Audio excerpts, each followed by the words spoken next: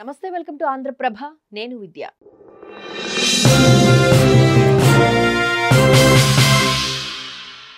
Dengue నివారణ మహోత్సవం సందర్భంగా నెల్లూరు జిల్లాలోని సంగం గురుకుల పాఠశాలను డాక్టర్ అశోక్ కుమార్ సందర్శించారు. ఇందులో భాగంగా డార్మెంటరీ, వంటగది, సరుకులు నిల్వ ఉండే గదులను ఆయన పరిశీలించారు. స్కూల్ మొత్తం పరిశుభ్రంగా ఉండేలా జాగ్రత్తలు తీసుకోవాలని అన్నారు. అనంతరం డెంగ్యూ నివారణపై విద్యార్థులతో అవగాహన ర్యాలీ నిర్వహించి ఈ నివారణకు తీసుకోవాల్సిన జాగ్రత్త చర్యలను వివరించారు. అలాగే విద్యార్థులు తమ తమ గదుల్లో పరిశుభ్రతను పాటించాలని సూచించారు. ఈ కార్యక్రమంలో ప్రిన్సిపాల్ సుమతితో పాటు వైద్య సిబ్బంది ఎంతో ఉత్సాహంగా పాల్గొన్నారు.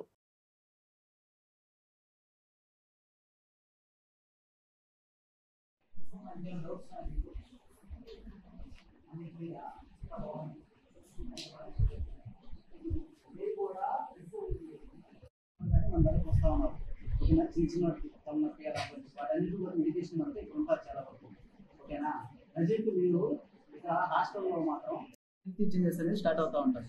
సో డైలీ రెగ్యులర్ వాకింగ్ అనేది కంపల్సరీగా చేసుకుంటూ ఉండాల్సి వస్తుంది. ఓకేనా. తర్వాత మీరు ఇంటర్మీడియట్ వరకు ఉన్నారు కదమ్మా, అప్ టు 10th నుంచి ఇంటర్ వరకు కూడా కొద్దిగా మెన్స్ట్రువల్ హైజీనిక్ అనేది చాలా ఇంపార్టెంట్. ఆల్రెడీ ఇంతకుముందు మా హెల్త్ ఎడ్యుకేటర్ కూడా ఒకటి చెప్పారు. సో దాన్ని బట్టి ఇంకొకసారి కూడా నేను ఒకసారి అవేర్నెస్ కలిగిస్తాను. సో ఈ మంత్ మెయిన్ సీజన్ ఏంటంటే డెంగ్యూ మహోత్సవాలు అంటారు.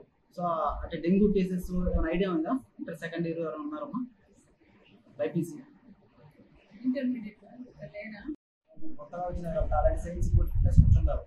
అవునా? ఓకేనా. ఇక్కడ బయట అంతా ఈవినింగ్ వెళ్తారా? డౌట్ వెళ్తారా? కానీ వాటితో పాటు ఇంకా ఎక్సెస్గా ఏమన్నా స్క్రీన్ వెళ్తా ఉన్నాను. ప్రతి ఒక్కరు అందరూ చెక్ చేసుకుంటూ ఉంటారు. సో దాంతో పాటు ఇక్కడ మెయిన్ అసెట్ ఏంటంటే ఇదంతా ఓకేనా.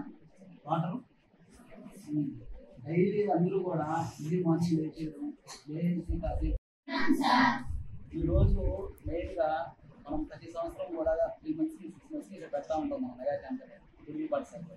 ఓకేనా. అయితే స్కూల్స్ అనేది తొందరగా స్టార్ట్ అవ్వడం వల్ల మేము మంత్ ఎండింగ్ అట్లా అవుతా ఉంటాం. చిన్నవే మనం అప్పుడే క్లియర్ చేసేసుకుంటే నాట్ ఓన్లీ హెల్త్ ఇష్యూస్, ఎడ్యుకేషన్లో కూడా అంతే. చిన్న డౌట్ని అప్పుడే క్లియర్ చేసుకుంటాం.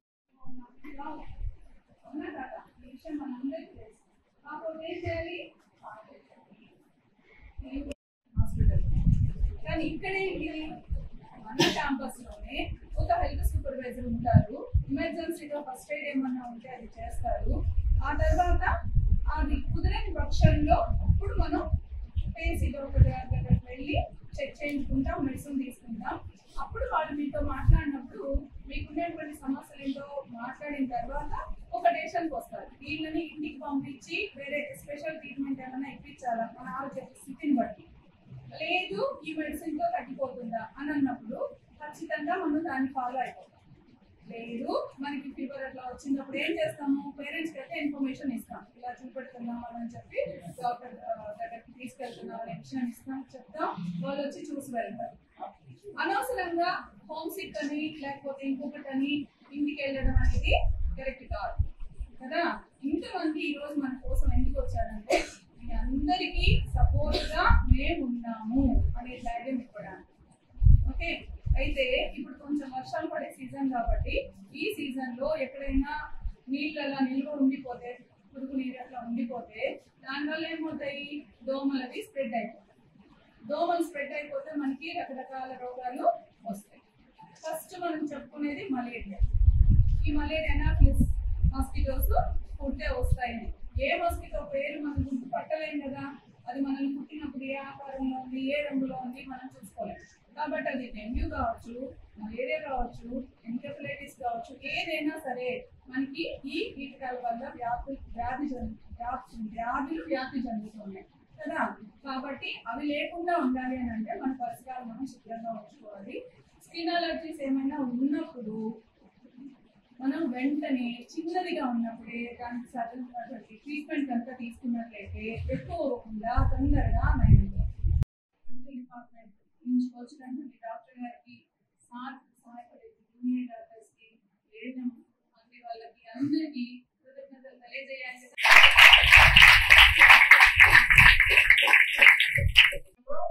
మన గురుకుల పాఠశాల ఆవరణలో మీ అందరికి కూడా ఫ్రైడే డ్రైడేలో భాగంగా అదే విధంగా డెంగ్యూ మాసోత్సవం జరుగుతాం డిజైన్ చేసింది మన గవర్నమెంట్ ఆఫ్ ఇండియా.